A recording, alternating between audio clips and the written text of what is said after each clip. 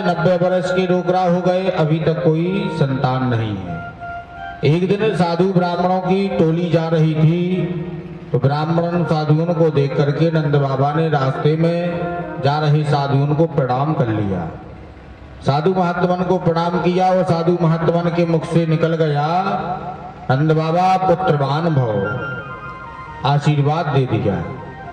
नंद बाबा एकदम भौचक्के रह गए, देख करके बोले, अरे महात्मा कहीं भूल तो नहीं कर रहे हो? मैं जा 90 वर्ष को हो गए हो, अभी तक छोरा छाकरो कोई भयो ना है, अब फिर भी तुम लगे हो आशीर्वाद देने, पुत्रवान भव पुत्रवान भव।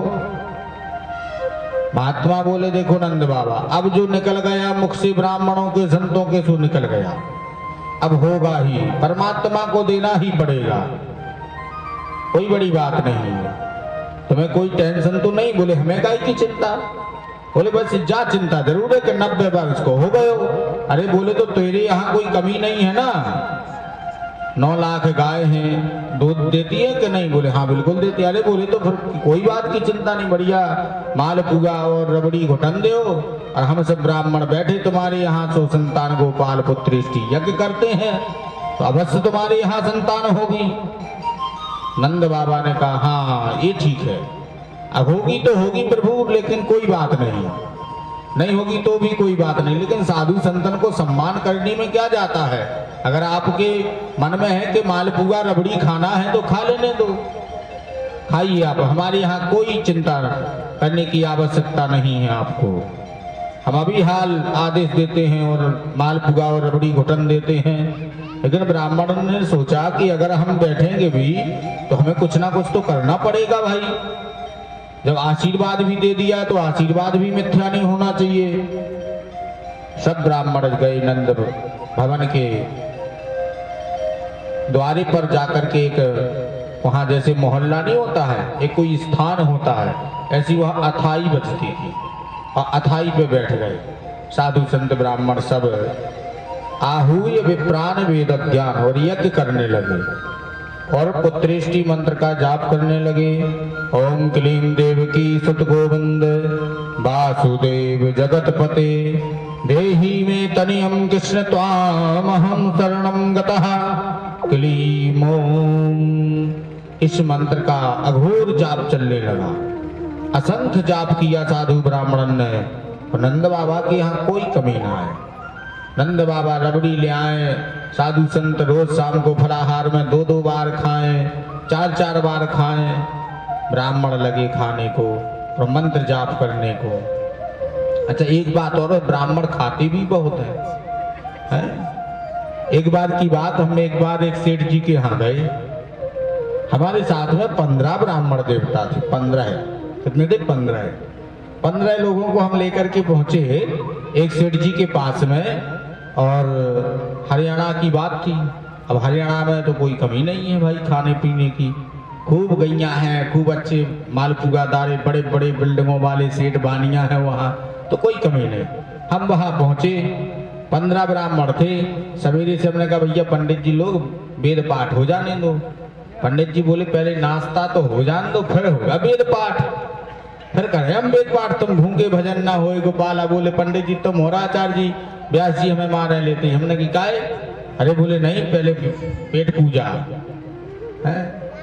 तब से हमने भी सीख ले ली थी कि अब हम भी कहीं जाएंगे तो पहले खा के ही निकलेंगे घर से, यजमानों के यहाँ है। तो देखो हम इतने आउट तो पवन जी के यहाँ से खा पी के आउट के जाने, आज मिले होते टक्कर के ना मिले, इसे फक्कड़ हैं अपने नाम, पहले खा के निकलो घर से। अब यजमान खाएं चाहे ना खाएं, हमें कोई फर्क नहीं, अपने राम ने तो पाया पहले और निकले। कहे शास्त्री जी, 15 ब्राह्मण ने सेठ जी ले आवे, महाराज जी ले दूध ला गया, दूध पीजिए, लो जे थोड़ी रबड़ी ले आए, रबड़ी खा लो। उन सेठ जी के भी सौभाग्य से संतान ही नहीं थी, वो संतान ही वालों हम लोग जाप कर रहे थे, उनने पढ़ा होगा भागवत, सुनी होगी कहीं। तो बोले, महाराज भागवत जी में हमने एक जगह सुना था कि जिसके संतान पुत्र नहीं हो रहा हो तो वो ब्राह्मण को बस खिला देवे अच्छा, तो उनके मुख से खाने पीने में ही ब्राह्मण प्रसन्न हो जाते। बोले, अब दोपहर का टाइम आ गया, उसमें क्या लोगे? आम का जूस पियो। 3-4 दिन तो ब्राह्मण ने खूब खाओ चकाचक। अब कहाँ तक पचे हुए वो हैं, कहाँ तक पचे हुए। अंत तो गत्वा एक दिन सेठ जी को यही कहना पड़ा, महाराज जी थोड़ा कम खा लिया करो जब नहीं पचता है तो। पंडित जी लोगों ने पूरा वहां पे सफाया कर दिया सेठ जी का। बोले महाराज हमें कोई चिंता नहीं है, हम तो खिलाने ही को बैठे हैं, आप लोग खाइए लेकिन कम खाया करो। कम खाना अच्छी बात होती है। पंडितन ने सोची लगा सेठ जी को ज्यादा खा गए अपन। बोले तो ज्यादा बड़ों वालों आशीर्वाद दे दो। बोले इनके एक नहीं इनके 2 पुत्र होना चाहिए। एक साथ में उन सेठ जी के 2 जुड़वा पुत्र हुए भी हैं, आशीर्वाद भी दिया। तो जो ब्राह्मणों अगर अच्छे साधक ब्राह्मण होंगे, अगर उनके मुख से जो वचन निकल जावे तो मिथ्या नहीं हो सकते हैं, वो सत्य ही होते हैं। तो यहाँ पर नंद बाबा बोले महाराज जी खूब खाइए, लेकिन यजमान का भाव ये होना चाहिए कि होए हमारे चाहे ना होए, लेकिन हम आपकी सेवा जरूर कर रहे हैं, ये भाव होना चाहिए। क्योंकि भाव का ही भूखा रहता है गोविंद, और भाव नहीं है तो भावना बेकार है। फिर नंद बाबा ने कोनो कमी ना की ब्राह्मणों की सेवा में, संतों की सेवा में, खूब खिलाए पिलाए। इतना खिलाया पिलाया कि संत महात्मा बैठे जाप कर रहे। कालांतर में यशोदा मैया को लगा कि अब हमारा चेहरे पर चमक आने लगी और हमें लगने लगा कि अब हमारे यहाँ गर्भस्थ आने वाला है। तो एक दिन नंद बाबा से कहा देखो बाबा हमारे चेहरे पर चमक आ रही है और हमें अपने गर्भ से कोई मंत्रोच्चारण की ध्वनि सुनाई देने लगी है। नंद बाबा समझ गए ब्राह्मण को पुण्य प्रताप है। यशोदा मैया से बोले तो अब अपने भी छोरा होएगो, चिंता मत कर, तू यह 80 वर्ष की हो गई तो कोई बात नहीं, मैं 90 वर्ष को हो गए तो कोई बात नहीं, लेकिन अब ब्राह्मण को आशीर्वाद तो होएगो निश्चित।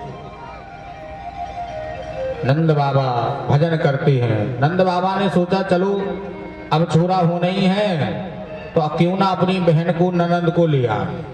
नंद बाबा की एक बहन थी सुनंदा, सुनंदा को लेने पहुंच गए। बोले सुनंदा जी चलो भाभी के लाला होने वाला है, तुम्हें वहां सेवा करना है, 2-3 महीना पहले से चलो। 2 महीना पहले नंदजू आ गई सेवा करने के लिए। अब नंदजू ने एक शर्त रख ली, बाबा अगर छोरा होएगो तो मैं 9 लखा हार लेंगी, बिना 9 लखा लिए नहीं जाऊंगी। वो नंदन को तो काम ही है, जो कई नंदे होती हैं ऐसी कि वो यही लालच में बैठी रहती हैं, कबे हमारे मायके में खुशी आवे, कबे हम बुगा बनवे। बुगा बनने का मौका मिला मुझे तो अब हम थोड़ा से छोड़ेंगे, भाभी के लाला होना है। तो सुनंदा भी आ गई, सेवा करती हैं। धीरे धीरे समय आया। एक दिन सुनंदा को लगा आज भाभी जी जग कर के बाहर क्यों नहीं निकली हैं भवन से, चलो जाकर के देख लिया जावे। सुनंदा ने झरोकों से झांक करके देखा और देख करके जैसे ही वहां पर मुख कमल हंसता हुआ किलकारी देने वाला बालक देख लिया और सुनंदा जी अंदर चली गई। अंदर जैसे ही सुनंदा जी पहुंची तो देख करके बड़ा मन प्रसन्न हो गया और वहीं से दौड़ लगा गई। नंद बाबा को ढूंढते ढूंढते पहुंच गई अथाई की ओर। अथाई पर बैठे थे नंद बाबा, भजन कर रहे, संतन के संग माला सटकाए रहे। अबे तो भयो नाय आगे पतो नाय, अबे तो भयो नाय आगे पतो नाय, ई मंत्र को जाप कर रहे। मंत्र जो था वो तो नंद बाबा भूल ही गए और मंत्र जाप चल रहा कौन सो, अबे तो पतो नाय आगे भयो नाय, यही मंत्र को जाप कर रहे नंद बाबा। इतनी में सुनंदा जी पहुंची। सुनंदा जी बोल पड़ी बाबा ये क्या कह रहे हो तुम मंत्र जाप में, अबे तो पतो ना है आगे भयो ना है। अरे होगा होगा होगा बोली होगा होगा, क्या हो गया, क्या हो गया है? अरे बोले भाभी के लाला हो गया है। और नंद बाबा ने वहीं से छलांग मार दी तो 90 वर्ष की जगह 20 वर्ष के बन गए। ऐसी छलांग लगाई कि जैसे एक 20 वर्ष का बालक नहीं छलांग लगा के उचक जाता है, तो नंद बाबा ने ऐसी ही छलांग लगा दी। प्रसन्न हो गए नंद बाबा। सुनंदा तूने बहुत खूब सुनाई, चल तो लाला का मुखड़ा तो दिखा दो मुझे, मैं देखने को लाला है कब से 90 वर्ष की, दाढ़ी सफेद हो गई, बाल सफेद हो गए, आंखें तरस गई लाला की देखने के लिए। सुनंदा बोली अभी नहीं दिखाने वाले हम आपको, पहले वो बताओ वो 9 लखा हार जो कहाँ था, भाभी का जो चढ़ाया था वो दे दो मुझे।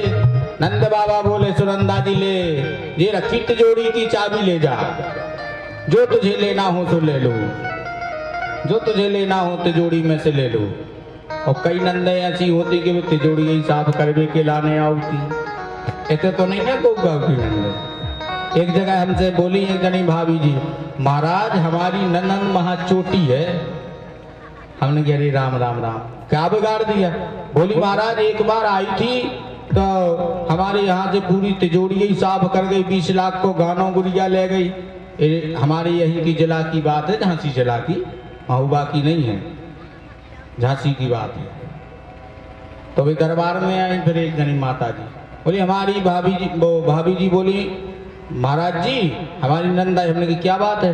बोली नंद आई थी तो बोले हमारी 20 लाख का गाना ले गई जो रखा था। हमने कहा काय को बुलाया था? नंद को तुम्हें पता नहीं, चोटी होती है वहां है? अरे ऐसी नहीं, जिसका नाम ही सुनंदा है, जो आनंद को देने वाली होती है ननन, उसको ही तो ननन कहते हैं। अब होंगी वो कोई 100 में से 2-4 ऐसी निकल आवे, नहीं तो नंद का नाम, नंद यदि अगर शब्द पड़ा है तो जो आनंद को देने वाली होती हैं उन्हीं को कहते हैं सुनंदा। जिनका नाम था नंद बाबा की बहन का नाम था सुनंदा, जो सदा आनंद को देने वाली है। अच्छा